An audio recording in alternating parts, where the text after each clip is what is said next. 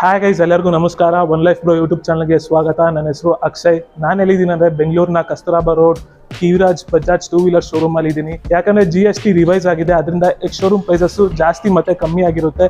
Bajaj bikes ಅಲ್ಲಿ ಯಾವೊಂದು bike ನ ಎಕ್ಸ್ ಶೋರೂಮ್ ಪ್ರೈಸ್ ಜಾಸ್ತಿ ಆಗಿದೆ ಕಮ್ಮಿ ಆಗಿದೆ ಅನ್ನೋದು ಈ ಒಂದು ವಿಡಿಯೋದಲ್ಲಿ ನಾನು ನಿಮಗೆ ತಿಳಿಸ್ಕೊಡ್ತೀನಿ. So let's dive into A video. ಹೇಳ್ಬೇಕು ಅಂದ್ರೆ GST ರಿವೈಸ್ ಆಗೋಕ್ಕಿಂತ ಮುಂಚೆ ಎಲ್ಲಾ ಬೈಕ್ಸ್ ನ ನೆಟ್ ಪ್ರೈಸ್ ಮೇಲೆ 28% GST ಬೀಳ್ತಿತ್ತು. ಆದ್ರೆ ಈಗ 350cc ಕಿನ ಜಾಸ್ತಿ ಇರೋ ಎಲ್ಲಾ ಸಿಸಿ ಬೈಕ್ಸ್ಗೂ 40% GST ಬೀಳ್ತಾ ಇದೆ. 350cc ಕಿನ ಕಮ್ಮಿ ಸಿಸಿ ಯಾವ್ಯಾವ ಬೈಕ್ಸ್ ಇದೆ ಅದಕ್ಕೆಲ್ಲ 18% GST ಬೀಳುತ್ತೆ.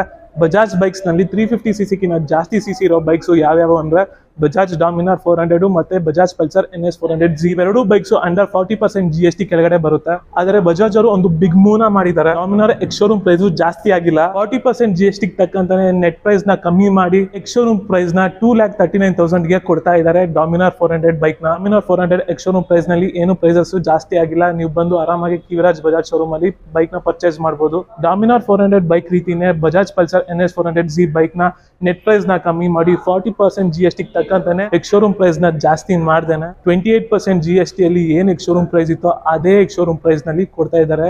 ಎಕ್ಸ್ ಶೋರೂಮ್ ಪ್ರೈಸ್ ಬಂದು Bajaj Pulsar NS 400Z bike 1,92,000 ಇದೆ. ಡಾಮಿನಾರ್ 400 ಮತ್ತೆ Bajaj Pulsar NS 400Z bike ನ ಎಕ್ಸ್ ಶೋರೂಮ್ ಪ್ರೈಸ್ ಜಾಸ್ತಿ ಆಗಿಲ್ಲ, ನೆಟ್ ಪ್ರೈಸ್ ಅಲ್ಲಿ ಕಮ್ಮಿ ಆಗಿದೆ, but ex showroom price same ಆಗಿದೆ ಅಂತಾನೆ ಹೇಳ್ತೀನಿ. ಸೊ ಈ ಒಂದು ಬೈಕ್ಸ್ ನ ನೀವು ತಗೊಂಡಿದ್ರೆ ಬೆಂಗಳೂರಿನ ಕಸ್ತೂರಾಬಾ ರೋಡ್ ಅಲ್ಲಿರೋ ಕಿವಿರಾಜ್ ಬಜಾಜ್ ಟೂ ವೀಲರ್ ಶೋರೂಮ್ ಬಂದು ಪರ್ಚೇಸ್ ಮಾಡ್ಕೊಳ್ಳಿ ಅಂತ ಹೇಳ್ತೀನಿ. ಜೊತೆಗೆ ಸಮ್ ಬೆನಿಫಿಟ್ಸ್ ಎಲ್ಲ ಓಡ್ತಾ ಇದೆ. ಅದಕ್ಕೆ ಹ್ಯಾಟ್ರಿಕ್ ಸೇವಿಂಗ್ ಅಂತ ಹೇಳ್ತಿದ್ದಾರೆ ಬಜಾಜ್ ಅವರು. ಸೊ ನಿಮಗೆ ಪ್ರೊಸೆಸಿಂಗ್ ಫ್ರೀ ಮತ್ತೆ ಫೈನಾನ್ಸ್ ಮೇಲೆ ಸಮ್ ಸೇವಿಂಗ್ಸ್ ಇರುತ್ತೆ ಅಂಡ್ 100% GST ಬೆನಿಫಿಟ್ಸು ಇರುತ್ತೆ.